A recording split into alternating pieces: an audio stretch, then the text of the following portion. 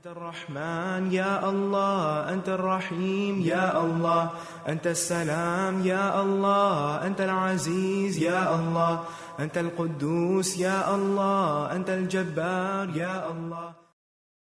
ولله الأسماء الحسنى فادعوه بها. نحمده ونصلي على رسوله الكريم، أما بعد، فأعوذ بالله من الشيطان الرجيم، بسم الله الرحمن الرحيم، رب اشرح لي صدري ويسر لي أمري واحلل عقدة من لساني يفقهوا قولي۔ ناظرین، پروگرام اللہ کے خوبصورت نام کے ساتھ آپ کی خدمت میں حاضر ہیں۔ آج انشاءاللہ ہم اللہ سبحانہ وتعالیٰ کے نام المہیمن پہ بات کریں گے۔ المہیمن کا لفظ ہیمنہ سے نکلا ہے، جس کا معنی ہے حفاظت کرنا، نگرانی کرنا۔ اسی لیے المہیمن کو عربی میں عام طور پر الرقیب، الحفیظ، الامین اور الشہید سے تعبیر کیا جاتا ہے۔ یعنی اللہ سبحانہ وتعالیٰ وہ ہستی ہیں جو اپنی مخلوق پر نگران بھی ہیں، ان کی حفاظت بھی کر رہا ہے اللہ سبحانہ وتعالیٰ، اور ان کو امن دینے والا بھی ہے۔ قرآن مجید میں اللہ سبحانہ وتعالیٰ فرماتے ہیں ان اللہ کان علیکم رقیبا، بے شک اللہ تعالیٰ ہمیشہ تم پر پورا نگہبان ہے۔ یعنی وہ اپنی مخلوق کو پیدا کرنے کے بعد ان سے غافل نہیں ہو گیا، بلکہ ان کی پوری پوری حفاظت بھی کر رہا ہے، ان کو امن بھی دیے ہوئے ہے کہ وہ اپنی زندگی میں جس مقصد کے لیے پیدا کیے گئے ہیں وہ مقصد پورا کر سکیں، اور پھر جو کچھ وہ کر رہے ہیں اس کی نگرانی بھی فرما رہا ہے۔ سورۃ الرعد میں اللہ تعالیٰ فرماتے ہیں افمن هو قائم علی کل نفس بما کسبت، کیا وہ اللہ جو ہر جان پر اس کے اعمال کی نگہبانی فرما رہا ہے، کیا کوئی دوسرا اس کے برابر ہو سکتا ہے؟ یعنی انسانوں میں سے یا جنوں میں سے یا ملائکہ میں سے کوئی بھی ہستی ایسی نہیں کہ جو تمام انسانوں کے تمام اعمال پر پوری طرح نگران ہو۔ عام طور پر انسانوں کو جب کسی کی نگرانی دی جاتی ہے، مثلا ایک ماں گھر کے اندر اپنے بچوں کی نگران ہوتی ہے، لیکن کوئی بھی ماں سمجھ سکتی ہے کہ اس کی نگرانی کس قسم کی ہوتی ہے۔ وہ دن رات بھی الرٹ رہے تو بھی بچے کئی قسم کی خرابیاں کر چکتے ہیں۔ اسی طرح کسی ملک کے اندر، کسی حکومت کے اندر مختلف کاموں پر جو ذمہ دار اور نگران مقرر کیے جاتے ہیں، وہ باوجود کوشش کے اپنی ذمہ داری کو پوری طرح نہیں نبھا سکتے، کیونکہ ان کے اندر اتنی قوت ہے ہی نہیں۔ اس کے برعکس اللہ سبحانہ وتعالیٰ جس کو نہ نیند آتی ہے نہ اونگ آتی ہے، وہ بندوں کے افعال سے پوری طرح باخبر ہے، اور پوری طرح ظاہر اور باطن ہر چیز کو جاننے والا ہے۔ قرآن مجید میں ایک اور جگہ پر اللہ سبحانہ وتعالیٰ نبی صلی اللہ علیہ وسلم سے خطاب کرتے ہوئے فرماتے ہیں وَتَوَكَّلْ عَلَى الْعَزِيزِ الرَّحِيمِ الَّذِي يَرَاكَ حِينَ تَقُومُ وَتَقَلُّبَكَ فِي السَّاجِدِينَ إِنَّهُ هُوَ السَّمِيعُ الْعَلِيمُ، اور توکل کیجئے اس غالب نہایت رحم والے پر، یعنی رحم فرمانے والی ہستی اللہ سبحانہ وتعالیٰ پر آپ بھروسہ کیجئے۔ کون ہے وہ اللہ؟ الذی یراک حین تقوم، وہ جو آپ کو اس وقت بھی دیکھتا ہے جب آپ کھڑے ہوتے ہیں، قیام کی حالت میں، یعنی اللہ سبحانہ وتعالیٰ کے آگے نماز میں قیام فرما رہے ہوتے ہیں۔ وَتَقَلُّبُكَ فِي السَّاجِدِينَ، اور سجدہ کرنے والوں کے درمیان جب آپ رکوع اور سجدہ کر رہے ہوتے ہیں اور دوسرے بھی آپ کے ساتھ مل کر رکوع کر رہے ہوتے ہیں، سجدے کر رہے ہوتے ہیں، اللہ تعالیٰ اس وقت بھی آپ کی نگرانی کر رہا ہوتا ہے، اس وقت بھی آپ کو دیکھ رہا ہوتا ہے۔ اور اِنَّهُ هُوَ السَّمِيعُ الْعَلِيمُ، بے شک وہ سننے والا، جاننے والا ہے۔ لیکن نماز کی حالت میں کتنا کم ہم یہ سوچتے ہیں کہ میرے اس قیام کو اللہ تعالیٰ دیکھ رہے ہیں، میرے اس رکوع میں اللہ سبحانہ وتعالیٰ میری نگرانی فرما رہے ہیں، جب میں سجدے کی حالت میں ہوں تو اللہ تعالیٰ اس وقت بھی میرے پورے حال سے باخبر ہیں کہ میری سوچ اس وقت کیا ہے، میرے خیالوں میں اس وقت کیا ہے، میرے دل کے اندر اس وقت کیا احساس ہے۔ کیا واقعی اگر میرا سر جھکا ہوا ہے، زمین پر لگا ہوا ہے، تو واقعی میں میرے خیالات اور میرے اندر کا انسان بھی پوری طرح اللہ سبحانہ وتعالیٰ کے حکم کی فرما برداری کر رہا ہے؟ کیا واقعی وہ اس کی عقل اور اس کی سمجھ اور اس کا دل اور اس کے جذبات سب کچھ اللہ سبحانہ وتعالیٰ کے تابع ہیں؟ اسی طرح انسان جب چلتا پھرتا ہے یا دنیا میں اور بہت سے کام کاج کرتا ہے تو کتنی بار یہ سوچتا ہے کہ وہ اللہ سبحانہ وتعالیٰ کی نگرانی میں ہے۔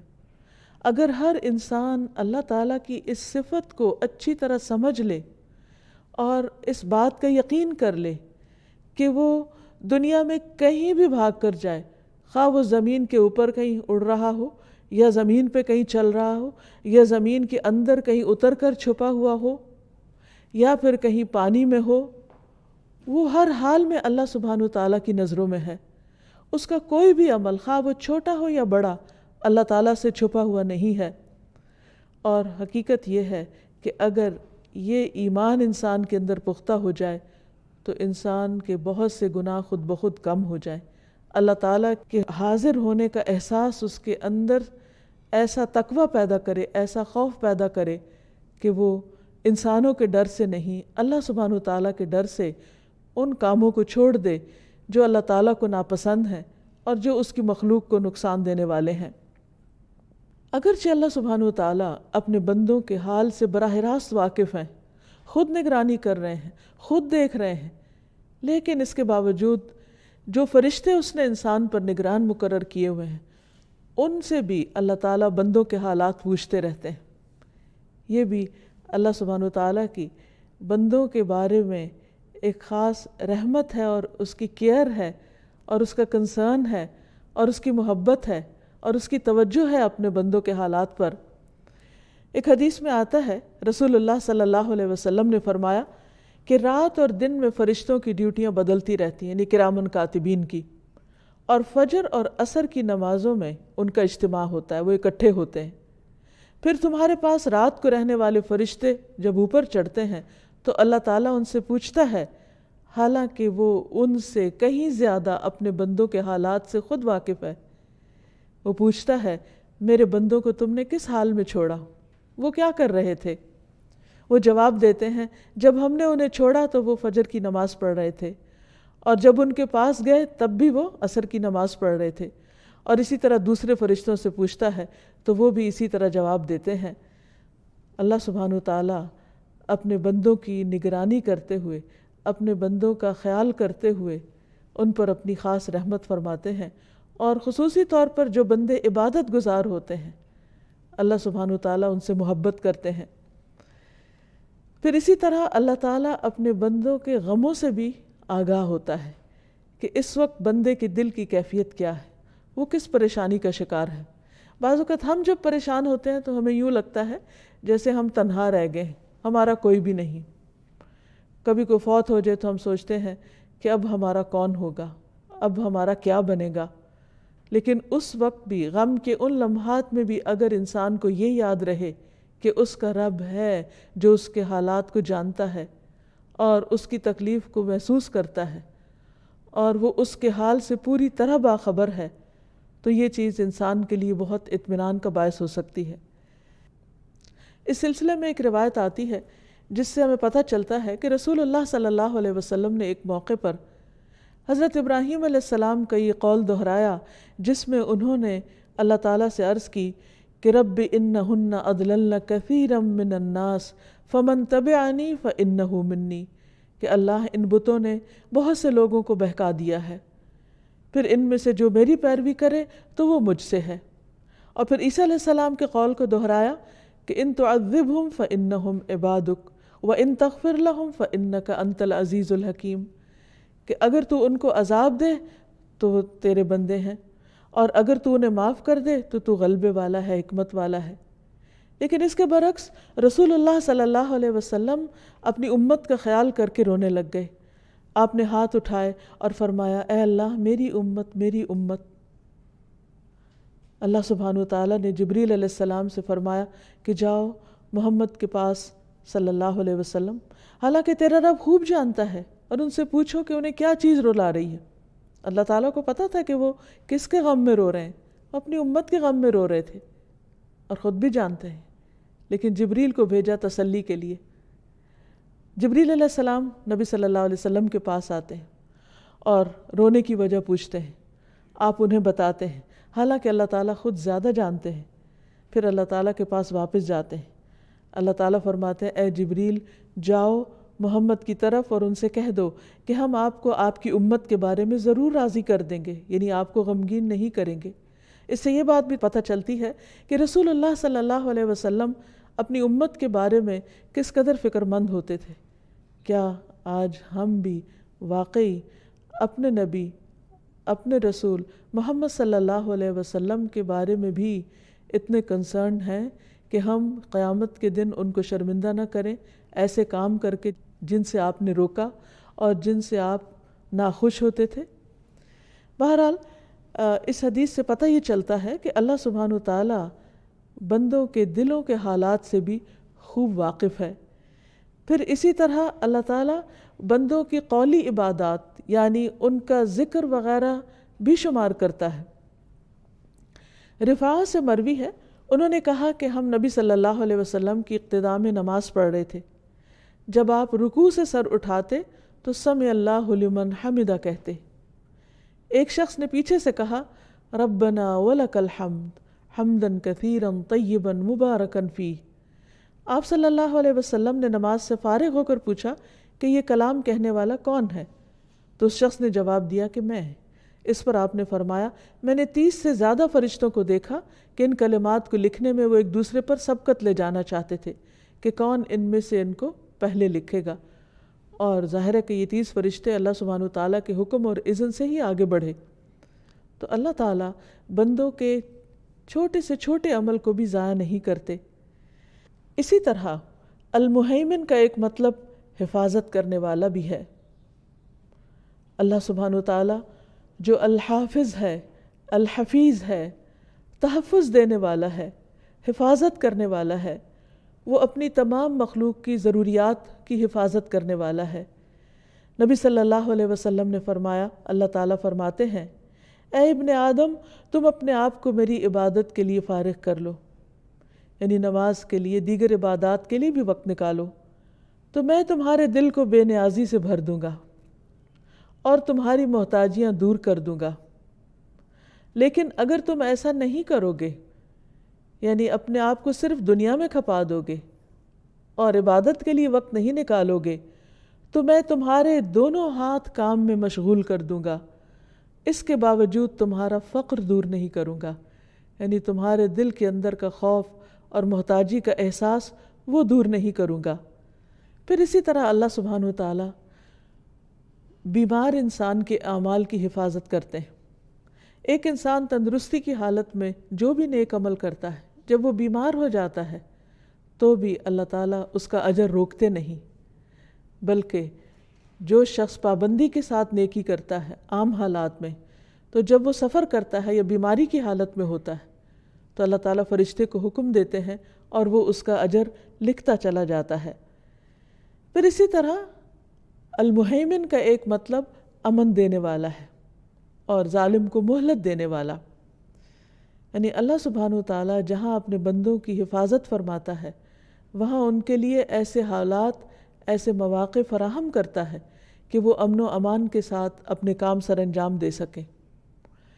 اگر ہم سوچیں تو زمین کے جس گولے پر ہم بیٹھے ہوئے ہیں اس کے اندر لاوا ابل رہا ہے۔ اگر یہ زمین تھوڑی سی بھی پھٹ جائے اور لاوا باہر نکلنے لگے تو زندگی کا نام و نشان قائم نہ رہے۔ پھر ہم سب جانتے ہیں کہ زمین اس فضا کے اندر دوہری حرکت کے ساتھ اپنے سفر پر رواں دواں ہے، لیکن ہمیں ہر وقت ٹھہری ہوئی محسوس ہوتی ہے۔ یعنی کس قدر حیرت کی بات ہے کہ جو زمین ہزاروں میل فی گھنٹہ کی رفتار سے اس فضا میں دوڑ رہی ہے، اس زمین پہ بیٹھے ہوئے انسانوں کو کبھی احساس بھی نہیں ہوتا کہ یہ زمین حرکت میں ہے۔ یہ سب امن کون دے رہا ہے؟ یہ اس اطمینان کی حالت میں ہمیں کون جینے دے رہا ہے کہ ہم اس پر چلتے پھرتے ہیں، سوتے ہیں، آرام کرتے ہیں اور پرسکون رہتے ہیں؟ اللہ سبحانہ تعالیٰ کی یہ خاص رحمت ہے کہ اس نے ہمارے لیے ان تمام چیزوں کو مسخر کیا ہے۔ پھر ہم دیکھتے ہیں کہ جہاں وہ امن دیتا ہے وہاں کچھ لوگ دنیا میں فتنہ فساد بھی کرنے والے ہیں، ظلم ڈھانے والے ہیں، لیکن ان کو آزادی کیوں ملی ہوئی؟ اس کی وجہ یہ ہے کہ وہ بھی اللہ ہی کے بندے ہیں، لیکن اللہ تعالیٰ کے دیے ہوئے اختیار سے ناجائز فائدہ اٹھا رہے ہیں۔ یہ بھی اللہ تعالیٰ کی ان پر مہربانی ہے کہ ان کو فوراً نہیں پکڑتا اور ان کو مہلت دیتا ہے، موقع دیتا ہے تاکہ وہ بھی توبہ کر لیں، وہ بھی پلٹ آئیں، باز آ جائیں اور سیدھی راہ پر چل پڑیں۔ تو اللہ سبحانہ تعالیٰ ہر ایک کو مہلت دیتا ہے، کوئی چھوٹا گناہ کرے یا بڑا گناہ کرے۔ ہمارے نزدیک کچھ لوگ بڑے بڑے غلط کام کر رہے ہوتے ہیں اور ہم چاہتے ہیں کہ ان کی فوراً پکڑ ہو جائے اور فوراً ٹھکانے لگا دیا جائے تاکہ دنیا سے ظلم ختم ہو جائے۔ یہ بات اپنی جگہ درست ہے، لیکن دوسری طرف اللہ سبحانہ وتعالی ظالم کو مہلت دیتا ہے کیونکہ وہ بھی ایک انسان ہے جو وقتی طور پر اپنی آزادی سے ناجائز فائدہ اٹھا رہا ہے۔ ہر انسان کے اندر اللہ نے ضمیر نام کی چیز رکھی ہے جو اسے ملامت کرتی ہے۔ ایک شخص جس نے 99 قتل کیے، جب اس کو احساس ہوا کہ وہ غلط کر رہا ہے تو اس نے توبہ کے لیے ایک راہب کی طرف رجوع کیا تاکہ وہ اسے طریقہ بتائے کہ کس طرح وہ اپنے گناہوں کو معاف کروا سکتا ہے۔ اگر اللہ تعالیٰ چاہتا تو اسے پہلا انسان قتل کرنے پر ہی پکڑ لیتے، یا دوسرا یا تیسرا، لیکن کب تک اللہ تعالیٰ نے اس کو مہلت دی کہ بالآخر اسے احساس ہوا اور وہ اپنے گناہ سے تائب ہوا اور آخر میں رحمت کے فرشتے نے اس کی جان لی۔ تو اللہ تعالیٰ صرف ایک طرف کو دیکھ کر فیصلہ نہیں کرتے، وہ تمام امور کو بیک وقت دیکھنے والے ہیں اور اس کا کوئی فیصلہ بھی حکمت سے خالی نہیں ہے، اور وہ ہر ایک کو مہلت دیتا ہے اور ہر ایک کے لیے مواقع فراہم کرتا ہے تاکہ بندہ صحیح راہ پر آ جائے اور پلٹ آئے۔ پھر اسی طرح مہیمن کا ایک مطلب گواہ بھی ہوتا ہے، الشاہد، یعنی وہ جو خبر رکھتا ہو، نظر رکھنے والا ہو۔ تو اللہ تعالیٰ اپنی مخلوق پر شہید ہے، یعنی گواہ ہے۔ بندوں سے جو بھی کوئی قول اور فعل سرزد ہوتا ہے اللہ تعالیٰ اس کو پوری طرح جانتا ہے۔ قرآن مجید میں آتا ہے وَمَا تَكُونُ فِي شَأْنٍ وَمَا تَتْلُو مِنْهُ مِنْ قُرْآنٍ وَلَا تَعْمَلُونَ مِنْ عَمَلٍ إِلَّا كُنَّا عَلَيْكُمْ شُهُودًا إِذْ تُفِيضُونَ فِيهِ وَمَا يَعْزُبُ عَنْ رَبِّكَ مِنْ مِثْقَالِ ذَرَّةٍ فِي الْأَرْضِ وَلَا فِي السَّمَاءِ وَلَا أَصْغَرَ مِنْ ذَلِكَ وَلَا أَكْبَرَ إِلَّا فِي كِتَابٍ مُبِينٍ۔ اور تم نہ کسی حال میں ہوتے ہو اور نہ اس کی طرف سے آنے والے قرآن میں سے کچھ پڑھتے ہو، اور نہ تم کوئی عمل کرتے ہو مگر یہ کہ ہم اس پر شاہد ہوتے ہیں۔ یعنی کسی بھی حال میں تم ہو، قرآن میں سے کچھ بھی تم پڑھ رہے ہو تو ہم خود سن رہے ہوتے ہیں، ہم خود گواہ ہوتے ہیں جب تم اس میں مشغول ہوتے ہو۔ اور تمہارے رب سے کوئی ذرہ برابر چیز نہ زمین میں غائب ہوتی ہے اور نہ آسمان میں، نہ اس سے کوئی چھوٹی چیز اور نہ بڑی چیز، مگر ایک واضح کتاب میں موجود ہوتی ہے۔ تو سوال یہ پیدا ہوتا ہے کہ اللہ سبحانہ وتعالی بندوں کے اعمال پر کیوں گواہ ہیں؟ بندوں کے اعمال خود کیوں دیکھ رہے ہیں؟ اس کی ایک بڑی وجہ یہ ہے کہ اللہ سبحانہ وتعالی بندوں کے ان اعمال کو گن گن کر رکھ رہے ہیں تاکہ قیامت کے دن بندوں کو ان کی جزا دی جا سکے۔ حدیث میں آتا ہے اللہ تعالیٰ فرماتے ہیں اے میرے بندو، یہ تمہارے اعمال ہیں کہ جنہیں میں تمہارے لیے شمار کر رہا ہوں، میں تمہارے لیے گن رہا ہوں، یعنی خود گن رہا ہوں۔ اگرچہ فرشتے بھی لکھتے ہیں لیکن اللہ سبحانہ وتعالیٰ خود بھی گنتے ہیں۔ اسے کیا گنتے ہیں؟ کس کی کتنی نمازیں ہو گئیں، کس کے کتنے روزے ہو گئے، کس نے کتنی سچی بات کی اور کتنے جھوٹ بولے، وہ بھی لکھے جاتے ہیں، وہ بھی گنے جاتے ہیں۔ کس نے کتنا صدقہ کیا ہے، کس نے کتنی دفعہ تسبیح پڑھی ہے، تو یہ سب کچھ اللہ سبحانہ وتعالیٰ گن گن کے رکھ رہے ہیں اور فرماتے ہیں کہ میں تمہارے لیے شمار کر رہا ہوں، پھر میں تمہیں ان کا پورا پورا بدلہ دوں گا۔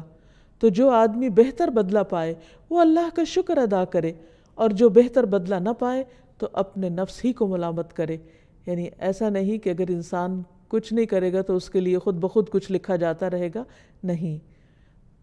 تو ہمیں اصل میں جس چیز کی فکر کرنی چاہیے وہ نیک اعمال ہیں کہ ہم زیادہ سے زیادہ کر سکیں. اس کے ساتھ ساتھ اس کی کوالٹی اور اس کی جو روح ہے اس کو بھی مد نظر رکھنا ضروری ہے. پھر یہ ہے کہ اللہ تعالیٰ ایک اور جگہ پر فرماتے ہیں سواء منکم من اسر القول ومن جہر بہ، برابر ہے تم میں سے جو بات چھپا کر کرے اور جو اسے بلند آواز سے کرے. یعنی اللہ کے لیے بالکل برابر ہے. ہمارے لیے فرق ہو جاتا ہے کیونکہ ہمارے کان ایک سرٹن فریکوینسی کے بعد سن نہیں پاتے، یعنی کہ وہ آواز کم ہو یا زیادہ ہو تو ہم سن نہیں سکتے، ایک خاص لمٹ کے اندر سنتے ہیں. لیکن اللہ تعالیٰ کے لیے ایسی کچھ بھی مشکل نہیں، وہ ہر بات کو سنتے ہیں، چپ کے کی جائے، سرگوشیوں کی حالت میں کی جائے یا پھر چیخ چلا کر کی جائے.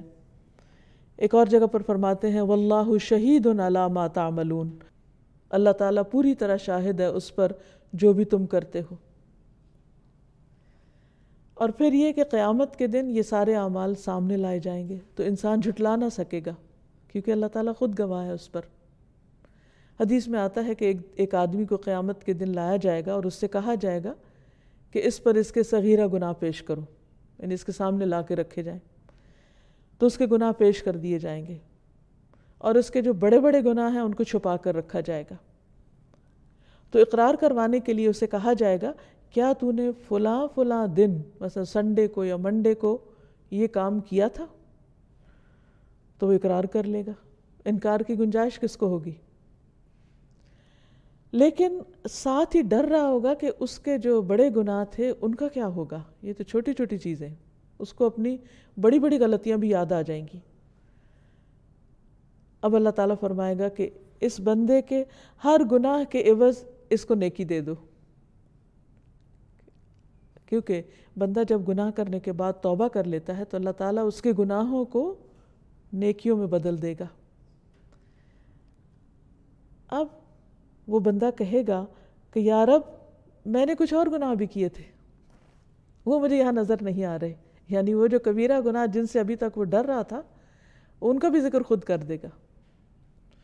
تو بہرحال یہ اللہ سبحانہ وتعالیٰ کی شان رحیمی ہے کہ وہ بندوں کی غلطیوں اور خطاؤں سے اس قدر درگزر فرماتا ہے اور اتنی خوبصورت طریقے سے توبہ قبول کرتا ہے کہ ان کی خطاؤں کو بھی قیامت کے دن نیکیوں میں بدل دے گا. لیکن اس کے لیے شرط یہ ہے کہ انسان سچے دل سے توبہ کرے. المہیمن کے معنی میں ایک قول یہ بھی ہے کہ یہ وہ ذات ہے جو اطاعت کرنے والے کے ثواب میں سے کچھ بھی کم نہ کرے، خواہ وہ ثواب کتنا ہی زیادہ کیوں نہ ہو، اور نافرمان جتنی سزا کا حقدار ہے اس سے زیادہ اس کو سزا نہ دے، کیونکہ اس پر جھوٹ جائز نہیں.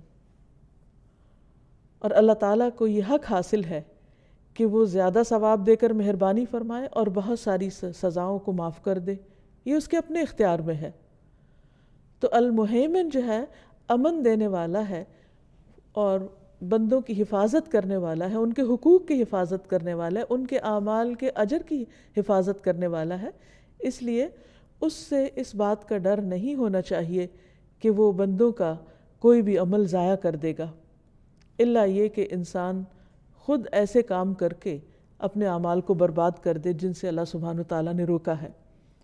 اس کے برعکس اللہ تعالیٰ اگر کوئی بندہ ایک نیکی کرے گا تو اس کو 10 گنا سے لے کر 700 گنا اور اس سے بھی زیادہ دینے پر قادر ہے، اور اس کے لیے اسے کسی سے پوچھنا نہیں.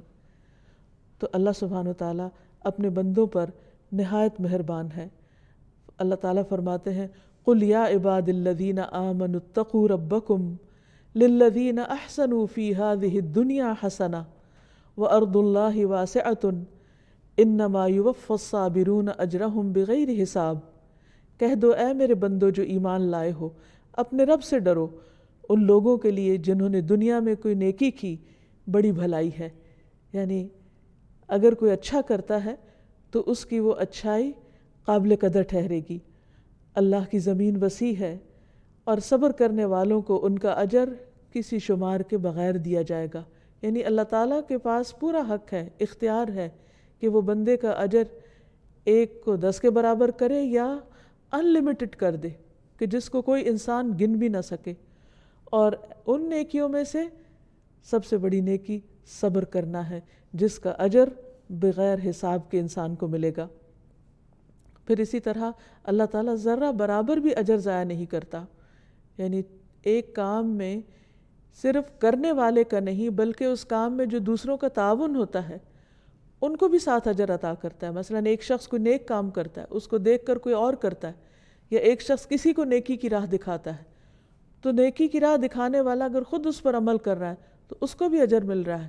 اور اس راہ دکھانے پر جتنے بھی لوگوں کو وہ راہ دکھاتا ہے، خواہ وہ 100 ہوں یا 1000 ہوں، ان سب کو بھی اجر عطا فرماتا ہے. تب آپ دیکھیے کہ اس کے خزانوں میں کسی بھی قسم کی کمی نہیں آتی، خواہ وہ ایک چھوٹی سی نیکی پر لاکھوں کو نوازے، جو کہ ایک کرنے والے نے صرف خود نہیں کی، دوسروں کو بھی بتا دی. مثلا اگر کوئی شخص خود سبحان اللہ پڑھ رہا ہے اور وہ دوسروں کو بھی سکھا دیتا ہے کہ تم بھی سبحان اللہ پڑھو، اگر 1000 لوگ اس کے کہنے پر سبحان اللہ پڑھنے لگتے ہیں تو اس شخص کو نہ صرف یہ کہ اپنے سبحان اللہ پڑھنے کا ثواب ملے گا، بلکہ وہ جو 1000 لوگ سبحان اللہ پڑھ رہے ہیں ان کا بھی اجر ان کو ملنے کے علاوہ اس کو بھی ملے گا. تو آپ دیکھیے کہ اللہ سبحانہ وتعالیٰ کی نوازشوں کی کوئی حد نہیں. اور عمل تو عمل ہے، لیکن اگر کوئی شخص نیت بھی کر لیتا ہے تو اس پر بھی وہ اس کو اجر عطا کرتا ہے. تو ہمیں اللہ سبحانہ وتعالیٰ سے ہر حال میں اچھی امید رکھنی چاہیے اور اس سے دعا کرتے رہنا چاہیے اور اس کے ہر نام کے ساتھ اس کو پکارنا چاہیے. انسان ایک دن کے اندر مختلف حالتوں سے گزرتا ہے، اور اگر اللہ تعالیٰ کے ان ناموں کی پہچان ہو تو جس وقت جس حالت میں اسے اللہ تعالیٰ کی کوئی خاص صفت یاد آئے، اس کا کوئی خاص نام یاد آئے، تو اس نام کا واسطہ دے کر یا اس نام کے ذریعے اللہ سبحانہ تعالیٰ سے دعا کرنی چاہیے اور اس کا ذکر کرتے رہنا چاہیے. اگرچہ نبی صلی اللہ علیہ وسلم نے المہیمن کے لفظ کے ساتھ کوئی خاص دعا نہیں کی، لیکن بہت مواقع ایسے ہیں جس میں اللہ تعالیٰ کے حوالے اپنے آپ کو ضرور کیا. مثلاً اپنے سارے معاملات کو بھی اللہ کے حوالے کیا. جسے ایک روایت میں آتا ہے، ایک اعرابی نے نبی صلی اللہ علیہ وسلم سے کہا کہ آپ مجھے کوئی دعا سکھا دیجئے، امید ہے کہ اللہ تعالیٰ مجھے اس سے فائدہ دے گا.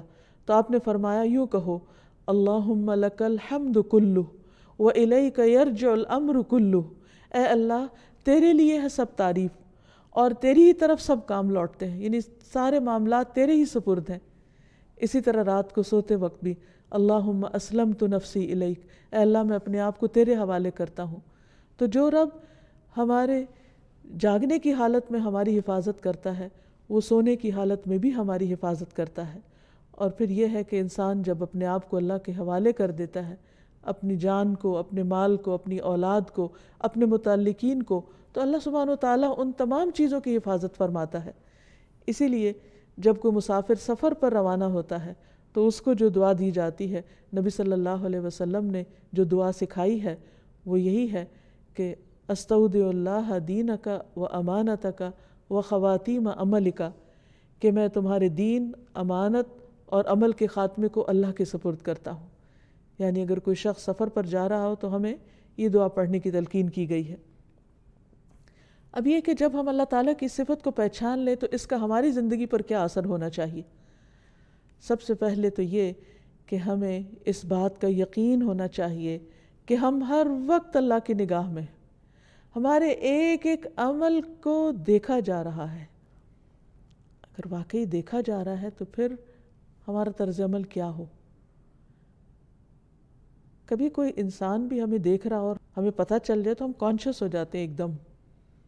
جیسے کہیں اگر بیٹھے ہوئے کچھ کر رہے ہیں اور ہمیں یہ شک گزرے کہ باہر ونڈو سے کوئی ہمیں دیکھ رہا ہے. مثلا رات کے اندھیرے میں آپ اپنے گھر میں لائٹ جلا کر بیٹھے ہیں اور آپ کو تھوڑا سا آہٹ محسوس ہوتی ہے اور یوں لگتا ہے جیسے باہر سے کوئی جھانک رہا ہے، تو آپ کمفرٹیبل ہو کے یا ریلیکس ہو کے نہیں بیٹھتے، آپ ایک دم الرٹ ہو جاتے ہیں کہ اچھا کوئی دیکھ رہا ہے. تو اس وقت آپ کیا کریں گے اور کیا نہیں کریں گے. آپ ایسا کبھی بھی نہیں کریں گے کہ اس وقت اپنا بیگ کھول کر پرس سے پیسے نکال کر وہ گننا شروع کر دیں، کیونکہ آپ کو ڈر ہوگا کہ کہیں کوئی باہر سے اٹیک نہ کر دے اور آپ کا یہ عمل اس وقت آپ کے لیے خطرناک نہ ہو۔ اسی طرح کہیں پر بھی، کسی بھی موقع پر، کسی بھی جگہ پر جب انسان کو یہ احساس ہوتا ہے کہ کوئی شخص اس کے آس پاس ہے تو اس کا طرز عمل بالکل مختلف ہوتا ہے بنسبت اس وقت کے جب اس کے پاس کوئی بھی نہیں ہوتا۔ اس وقت انسان بالکل ریلیکس ہوتا ہے۔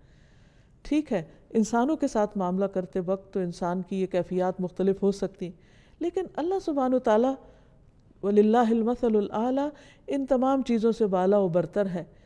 جب ہمیں اس نام کا یقین، ایمان اور اس پر اعتماد ہو جائے تو ہمارے دل کے اندر ایک ایسی کیفیت ہونی چاہیے کہ ہمارے ساتھ یہ احساس ہمیشہ باقی رہے کہ میرا رب حفاظت کرنے والا ہے، میرا رب نگرانی کر رہا ہے، میرا رب اس وقت میرے معاملات کو دیکھنے والا ہے، میں اپنا سب کچھ اس کے سپرد کرتی ہوں۔ اس سے ایک طرف تو ہم کانشیسلی زندگی بسر کریں گے اور دوسری طرف ہمارے اندر ایک امن اور اطمینان کی کیفیت بھی ہوگی۔ اگر کوئی شخص آپ کو مس انڈرسٹینڈ کر رہا ہے تو بھی آپ کے اندر اطمینان ہوگا کہ میرا رب تو میرے دل کے حال کو جانتا ہے، میرا رب میرے ظاہر اور باطن کو جانتا ہے۔ بندوں کا خوف دل سے نکل جائے گا اور اللہ سبحانہ وتعالیٰ کی نگرانی کا احساس آپ کو مزید اچھے کاموں پر ابھارے گا۔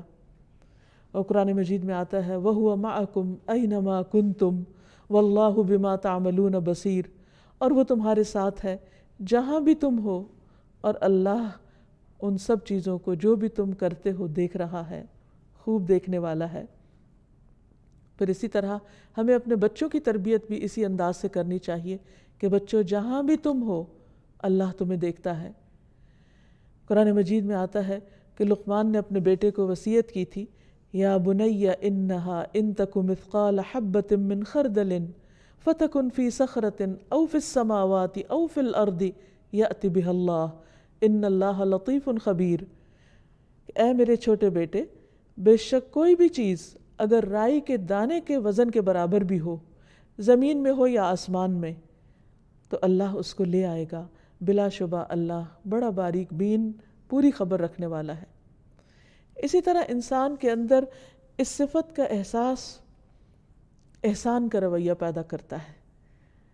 بعض اوقات لوگ ہم سے اچھا سلوک نہیں کرتے یا ہمارا حق ادا نہیں کرتے، تو بھی ہم پوری کوشش کرتے رہیں کہ ہم ان کا حق ادا کریں یا ان سے بہتر سلوک کریں، کیونکہ انسانی کمزوری ہے کہ وہ دوسروں کے رویے کا تابع ہو جاتا ہے کہ فلاں نے میرے ساتھ ایسا کیا، اب میں بھی اس کو مزہ چکھاؤں گا۔ لیکن جو شخص رب کی اس صفت پر یقین رکھتا ہے وہ بندوں کے رویوں کے تابع نہیں ہوتا، وہ ان کے ساتھ ہر حال میں اچھا کرتا ہے، کیونکہ اس کو اندر ہی اندر اس بات کی خوشی ہو رہی ہوتی ہے کہ میں اچھا نہ کرنے والوں کے ساتھ بھی اچھا اس لیے کر رہا ہوں کہ اس وقت میرا رب مجھے دیکھ رہا ہے، وہ میرے اعمال کو گن رہا ہے، وہ ان کی حفاظت کر رہا ہے، وہ ان اعمال کو ضائع نہیں کرے گا، وہ ان پر پورا اجر دینے پہ قادر ہے۔ تو یہ چیز انسان کو ایک خوبصورت انسان بنا دیتی ہے، اور جب انسان اللہ کی حفاظت پر یقین رکھتا ہے تو اس کے دل سے بہت سے خوف دور ہو جاتے ہیں اور وہ مطمئن زندگی بسر کرتا ہے۔ پھر اس کے قول اور فعل میں تضاد نہیں رہتا۔ ایسا شخص اللہ کے فیصلوں پر راضی ہو جاتا ہے، جیسے حضرت ہاجرہ اللہ کے فیصلوں پر راضی ہو گئی تھی۔ ایسا شخص اللہ کو اپنا نگران تسلیم کرتے ہوئے نیکی کے کام کرتا ہے اور گناہوں کے کاموں کو چھوڑ دیتا ہے، اور تنہائی میں بھی غلط کام نہیں کرتا، اور ہمیشہ ہر دم اپنی سوچوں میں، اپنے خیالات میں بھی نیکی کے کام کرنے کے منصوبے بناتا رہتا ہے۔ تو اللہ تعالیٰ سے دعا ہے کہ وہ ہمیں اپنی اس صفت پر پورا یقین عطا کرے تاکہ ہماری زندگی بہت خوبصورت ہو جائے، کیونکہ اصل خوبصورتی دل کی خوبصورتی ہے۔ اگر دل کے اندر یہ احساس ہو جائے کہ میرا رب میرے ساتھ ہے اور وہ ہر چیز کو دیکھ رہا ہے، تو پھر اسے بندوں کی پرواہ نہیں رہتی۔ اللہ تعالیٰ ہمیں باعمل بنائے۔ وآخر دعوانا ان الحمد للہ رب العالمین۔ أنت القاهر يا الله، أنت الحسيب يا الله، أنت الشافي يا الله، أنت المبين يا الله،